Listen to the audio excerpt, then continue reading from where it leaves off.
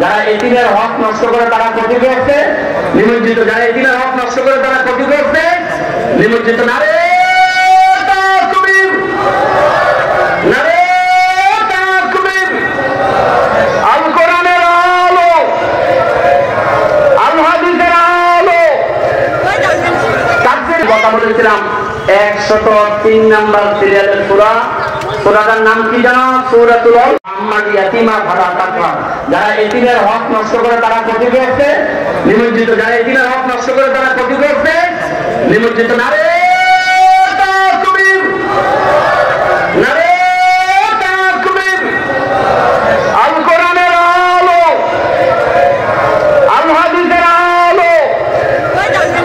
তাফসীর কথা বলেছিলাম 103 নাম্বার সিরিয়ালের সূরা। সূরাটার নাম কি জানো? সূরাতুল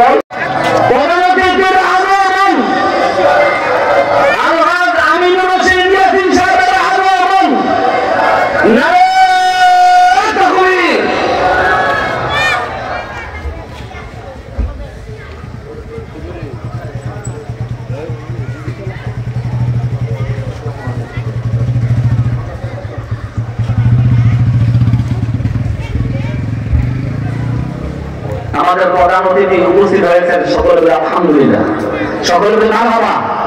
আমরা খুশি না দাদা? খুশি হলে সবাই ধরে একসাথে বলে আলহামদুলিল্লাহ, আরো জোরে বলে আলহামদুলিল্লাহ। সম্মানিত উপস্থিতি, আমি কথা বলছিলাম সূরাতুল আসর থেকে 60 শ্রেণীর মানুষ ক্ষতিগ্রস্ত নয়। আর এখানে কারা কারা ক্ষতিগ্রস্ত, এখানে 22টা পয়েন্ট বলেছি।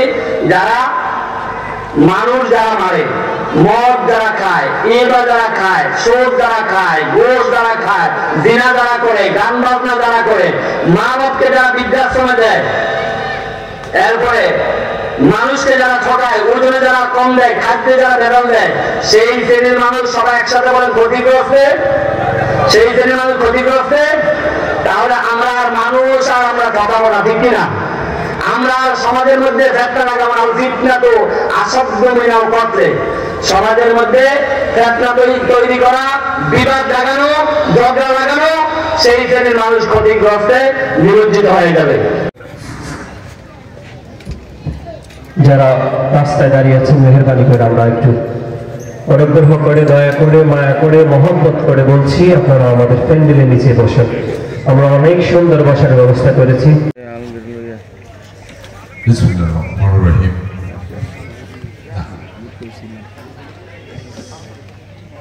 আজকে গুণানন্দী মধ্যমপাড়া মদিনা যাওয়া মজলিস কর্তৃক আয়োজিত তাফসীরুল কোরআন মাহফিল, এখানে রয়েছে কোরআন তালাওয়াত প্রতিযোগিতা রয়েছে। আমি ব্যক্তিগত জীবনে আপনাদের মতো আমি একজন মুসলমান, জন্মগতভাবে